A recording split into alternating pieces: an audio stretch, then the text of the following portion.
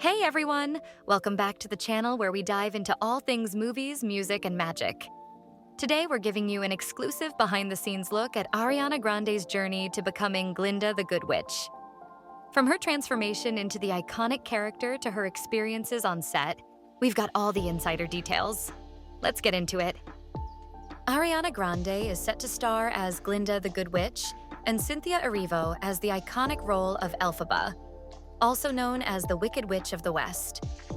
In the film, the two become roommates at Shiz University, and while their relationship was rocky at first, the two eventually develop a loving and supportive friendship. Wicked, to me, at its every core, is about friendship. Director John M. Chu explains in the nearly 3-minute clip, as scenes of Glinda and Elphaba growing in their relationship weave throughout the video.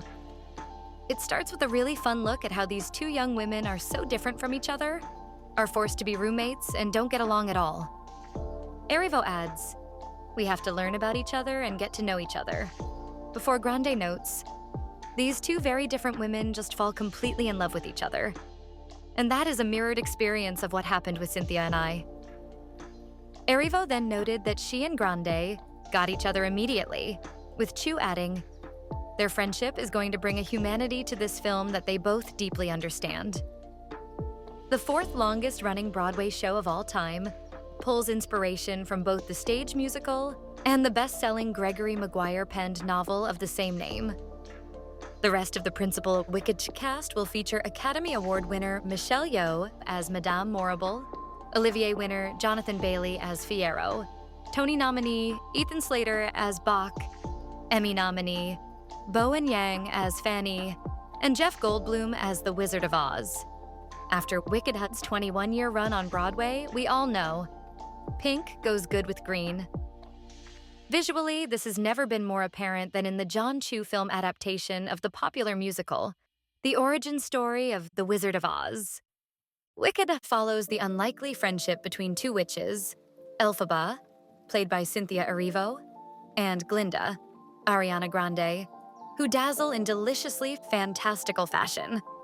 When creating the looks for the film, costume designer Paul Tazewell, who previously worked on The Wiz and Steven Spielberg's West Side Story, wanted to strike a balance between fantasy and real life. "I want viewers to want to wear everything that they see." John wanted to establish a new vision for how he wanted to tell the story and then incorporate the spirit of what had come before it in the Broadway musical, The Wizard of Oz and The Wiz. Inspired predominantly by the 1939 The Wizard of Oz movie, Tazewell took memorable looks, like Glinda's Billy Burke pink ball gown, and reimagined them with a modern eye. For the opening scene, which takes place in the present, Grande's Glinda floats down to Munchkinland wearing a gown featuring a beaded butterfly-inspired bodice and a swirling bubble-printed skirt. This level of detail extends to her accessories, including heels with a swirl pattern and frosted heel, so that it feels like everything is sprinkled with magic, according to Tazewell. After the movie jumps back in time, viewers learn of Elphaba's childhood. While protecting her sister, Nessarose, Elphaba, an outsider to her peers because of her green skin, dresses the part while wearing chunky combat boots, oversized glasses, and a goth black puff-sleeve dress. While imagining the evolution of the character, who becomes a villain in The Wizard of Oz, Tazewell wanted the costumes to act as a fashion springboard that could have realistically led to the Wicked Witch's Margaret Hamilton dress and boots look from the 1939 film. How do I start to create a story about a young woman who will end up being that character? And where does she start? What moves her to gravitate to black? Tazewell says, "Because Elphaba lost her mother early in life, she was in mourning from a very young age. She grabs hold of black as a defining color palette for her wardrobe because it keeps her different and interesting and severe. Elphaba enlists a new pair of heeled, square-toed combat boots as she enters Shiz University with Nessarose, Marissa Bode. She holds onto the boot as an element that defines her look.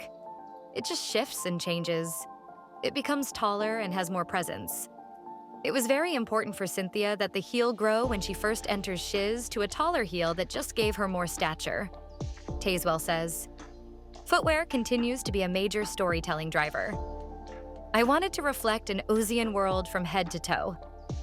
When Nessarose is gifted a pair of heels at Shiz University, rather than have them be a pretty pair of silver sparkly heels like in the Broadway show, Tazewell wanted to include the Easter egg of a swirling tornado where you see that in the heel, and then it opens up into swirls of jewels that wrap around the foot. In addition to crafting intricate looks for the leads, Tazewell custom-made hundreds of group costumes specific to each location throughout Oz. In Munchkinland, the residents wear rustic orange and brown agricultural outfits, while in Emerald City, the city dwellers don dressed-up vibrant green and purple looks. At Shiz University, the students wear teal uniforms, with not one exactly the same as the other, according to Tazewell. You get the sense that everywhere you look within the world of Oz, there's something that's delightful and has its own design element, he says. It was imperative that each of the citizens of Oz feel individual because that would give us a reality. While the Shiz students wear various versions of gray and teal velvet, pleated and striped pieces, Elphaba and Glinda stand out in their respective black and pink palettes. From Glinda's prim and proper pastel pink and blue striped skirt suits to Elphaba's conservative black dresses and severe asymmetrical vest sets, the feuding duo's contrasting outfits reflect their opposing personalities throughout the film. The juxtaposing looks are especially prevalent in the scenes inside the duo's shared dormitory, where Glinda wears frilly, sheer pink nightgowns and has piles of pink luggage splayed everywhere, while Elphaba wears thick green and black robes and has a more frugal wardrobe. During the climax of the film at the Ozdust Ball, Glinda floats around in a ruffled, vibrant pink and orange ombre dress. Meanwhile, Elphaba steps out in a textured black gown, debuting the infamous witch hat that has become associated with the Wicked Witch character.